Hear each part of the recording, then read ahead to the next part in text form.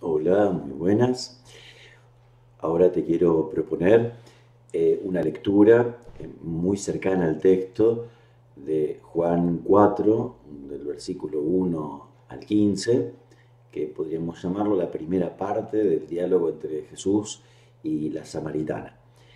Eh, yo te recomiendo que antes de ver este video, te va a resultar todo más fácil, primero leas el texto, Juan capítulo 4 del 1 al 15. Y sin embargo yo, en la medida que vayamos avanzando, voy a ir eh, tomando el texto, pero lo vamos a ir leyendo por pedacitos. Si vos tenés una lectura del conjunto, eso te va a simplificar mucho las cosas. Te recuerdo que esta no es una lectura en la cual apuntamos a buscar sentidos que inmediatamente nos ayuden a rezar, a orar, como una meditación de un retiro espiritual, sino a tratar de ver qué dice el texto. Y también te cuento que para esta presentación que te ofrezco me inspiro en un libro que se llama Francis Moloney, pero lo hago bastante a mi modo. Bien, empecemos con el texto. Cuenta que los fariseos se enteraron de que Jesús tenía más discípulos y bautizaba más que Juan. Y si bien eran sus discípulos los que bautizaban, no él personalmente. Cuando Jesús lo supo, es decir, cuando supo que los fariseos se habían enterado de que sus discípulos estaban bautizando tanto y tenían tantos discípulos, abandonó Judea y se dirigió de nuevo a Galilea. Bueno, aquí San Juan el Evangelista va a darnos, por un lado, el lugar donde se van a producir las cosas. Jesús estaba en Judea, que sería el sur de la Tierra Santa, y el motivo que va a provocar que Jesús se vaya hacia el norte, hacia Galilea, y como lo vamos a ver, el texto nos va a contar que van a tener que pasar por Samaria, es los celos de los fariseos. El texto no lo dice expresamente, pero viendo el conjunto del Evangelio, no es difícil darnos cuenta que lo que les pasaba a los fariseos era que Jesús motivaba más, generaba alegría, gente que se curaba, milagros, y este movimiento a los fariseos les molestaba porque ellos no tenían esa cercanía con la gente y ese éxito pastoral. Además, para los fariseos, que eran amigos de que las cosas siguieran como estaban, cualquier movimiento de juntar gente, ellos eran conscientes que a los romanos les molestaba y les preocupaba. De modo que cualquier secta o grupo o maestro o pseudo mesías o mesías que intentara juntar gente era una preocupación. Y en este momento de su ministerio, Jesús no quiere armar ese tipo de revuelo, prefiere más la cercanía con la gente. Ya llegará el momento en el cual va a tener que enfrentar a las autoridades judías y romanas. Por ahora quiere seguir ejercitando su ministerio. Y el texto dice, tenía que pasar por Samaria.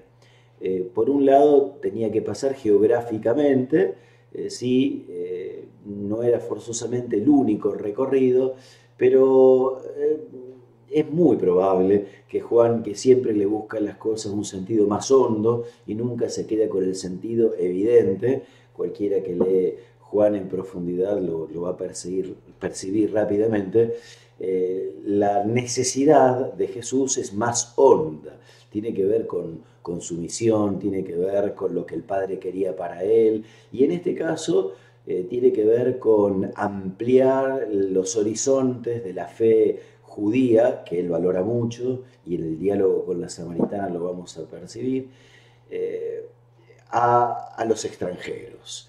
Y en este caso no solo los extranjeros, sino también a una mujer. Ambas cosas mal vistas por los judíos. Y no solo una extranjera, sino también una extranjera samaritana. Judíos y samaritanos no se digerían mutuamente, no pasaban por la garganta, ni los unos ni los otros, se despreciaban mutuamente. Los samaritanos eran una raza mezclada, mixta, a causa de una larga historia que ahora vamos a dejar para no complicar, pero los judíos no los consideraban a los samaritanos como íntegros, fieles, pura raza, y si ya su sangre estaba mezclada, también despreciaban su culto. Ellos oraban en otro monte, en el monte Garizim, como lo va a decir después la samaritana, esta mujer, y los judíos en el templo de Jerusalén. Avancemos. Tenía que atravesar Samaria. Llegó a un pueblo de Samaria llamado Sicar, cerca del terreno que Jacob dio a su hijo José. Allí se encuentra el pozo de Jacob. Jesús, cansado del camino, se sentó tranquilamente junto al pozo. Era mediodía. Una mujer de Samaria llegó a sacar agua. Jesús le dice: dame de beber. Varias cosas. Jesús, cansado. Está bueno, hace reflexionar que se lo muestre a Jesús cansado, en la hora del mediodía, en la hora de mayor luz, de mayor luminosidad y también de mayor calor. Y Jesús está cansado y necesitado de tomar agua. Teniendo un pozo ahí, no podía tomar agua porque era necesario sacar ese agua con un cántaro y probablemente también con una soga. Dos cosas que Jesús no tenía. Necesitaba de alguien. Lo vemos a Jesús necesitado, cansado, sediento, y el texto bíblico lo muestra como tranquilo. Él se sentó ahí, como quien se apoltrona en un sillón, como quien no tiene otra cosa que hacer. Lo único que tenía que hacer Jesús era sentarse junto al pozo y quizás esperar a alguien. El texto nos va a mostrar que Jesús esperaba encontrarse con esa samaritana. Todo el diálogo que va a tener con ella nos muestra que el encuentro está muy lejos de ser fortuito, casual. En el Evangelio de Juan nada ocurre por casualidad, todo tiene que ver con un plan de Dios, con un proyecto de Dios, con una revelación que Dios en Jesús va a ser más profunda. Y en esta situación, Jesús le dice a la mujer: dame de beber. Una orden que puede resultar cómica, y así le va a resultar a esta mujer, que entre divertida y con ganas de ofenderlo, le dice a Jesús: ¿cómo? Tú, como vos, que siendo judío me pedís de beber a mí, que soy samaritana, siendo que judíos y samaritanos no tenían trato entre ellos. Entonces, ¿quién te crees que sos para hacerme este pedido que tiene forma de orden? El verbo está en imperativo. Y acá la samaritana, sin darse cuenta, va a dar en el clavo de la gran pregunta de todo el capítulo y en realidad de todo el Evangelio de Juan. ¿Quién es Jesús? ¿Quién es este que me pide agua? Bueno, ¿quién es este que muere? ¿Quién es este que resucita? ¿Quién es este que da vida a Lázaro? ¿Quién es este que da la vista al ciego de nacimiento? ¿Quién es? Jesús fue a la pesca con esta orden disfrazada de pedido, pedido disfrazado de orden. Fue a la pesca a ver qué pasa, a ver si muerde el anzuelo. Y la mujer, recordate que es samaritana, pero vamos a llamarla así, no tenemos el nombre. La mujer muerde, entra de lleno en el truquito de Jesús. Los discípulos se habían ido a comprar comida. Esto también me queda bastante claro, que los discípulos se fueron porque Jesús los mandó a que se fueran. Él quería tener este diálogo a solas con la samaritana. La presencia de los discípulos hubiese sido una molestia. La samaritana jamás, esta mujer jamás hubiese abierto el corazón como lo hizo, como lo va a ir haciendo, y Jesús probablemente no hubiese hecho las preguntas, no hubiese entrado en el diálogo en el cual fue entrando. Los discípulos se habían ido al pueblo a comprar comida, no hacía falta que fueran todos, bastaba con que fueran 2, 3, 4, pero Jesús se los sacó de en medio para poder hablar tranquilamente con la samaritana. Le respondió la samaritana: ¿cómo? Tú, que eres judío, me pides de beber a mí, que soy samaritana. Los judíos, aclara el Evangelio, no se tratan con los samaritanos.